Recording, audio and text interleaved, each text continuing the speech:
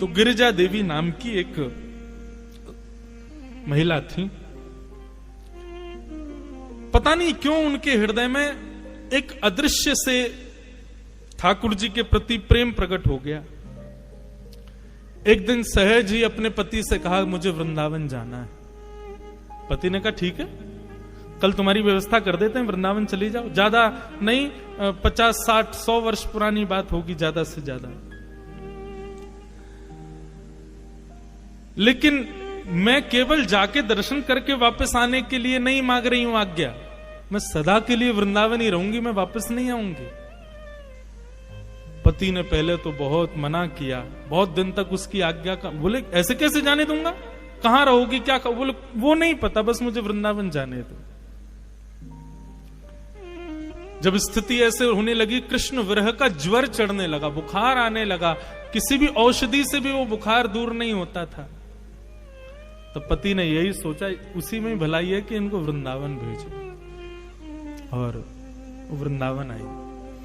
श्री राधा रमण जी की अनन्य भक्त, सदा उन्हीं के दर्शन करते, उन्हीं की लीला का अनुभव करते।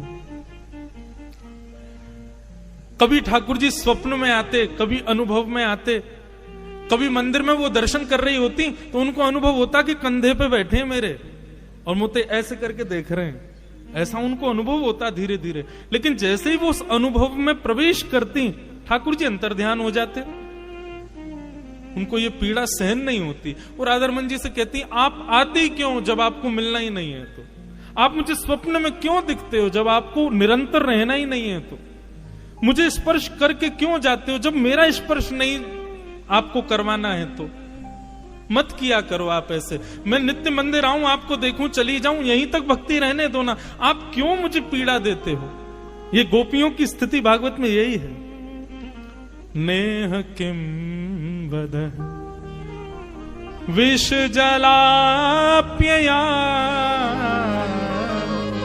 व्याल राक्षसा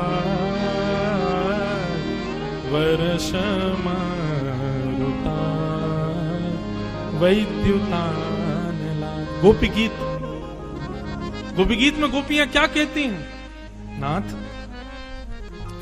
हमको अकेले इस वन में छोड़ के आप अंतर्ध्यान हो गए, अगर इसी प्रकार हमको मारना था तो कालियानाग से क्यों बचाया, इंद्र ने वर्षा की, गिरिराज पर्वत क्यों उठाया, तृणावर्त, सक्टासुर, इतने सारे राक्षस ब्रज में आए हमको मारने के लिए, आपने हमको उनसे क्यों बचाया जब आपको ऐसे ही मारना था हमको। तो वही बात गिरिजा देवी कहने लगी, हे राधा रमण, आपको नहीं समझ आता है, लेकिन आप जब स्वप्न में आके अंतर्ध्यान होते हो, मुझे छू के चले जाते हो, मुझे बार बार अनुभव, उसके बाद मेरी जो स्थिति होती मैं कैसे बताऊं, प्राण निकल जाएंगे मेरे किसी दिन, ऐसा मत करो। एक दिन महामंत्र का जाप कर रही थी, हरे कृष्ण कृष्ण कृष्ण हरे हरे, हरे राम राम राम हरे हरे।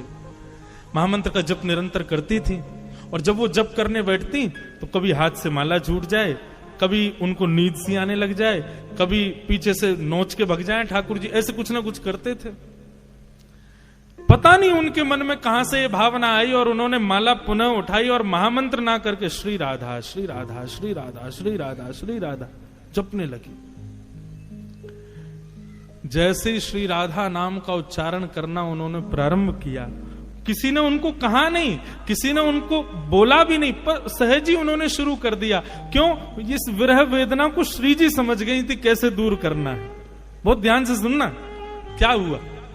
जैसे श्री राधा राधा राधा जपने लगी तो गिरिजा देवी एक गोस्वामी जी के यहां किराए पर रहती थी, नीलमणि गोस्वामी जी के घर पर किराए पर रहती थी। वो गोस्वामी जी को ज्वर चढ़ा था, वो लेटे हुए थे अपने बिस्तर पर। अचानक बिस्तर पर लेटे लेटे उनको पता नहीं क्या हुआ, वो कहने लगे, गिरिजा देवी को बुलाओ, गिरिजा देवी को बुलाओ, गिरिजा देवी को बुलाओ। लोग दौड़े दौड़े गए, अरे गिरिजा देवी, गोस्वामी जी पुकार रहे हैं, जल्दी चलो। वो दौड़ करके जैसे ही आई गोस्वामी जी के पास, कहो बाबा।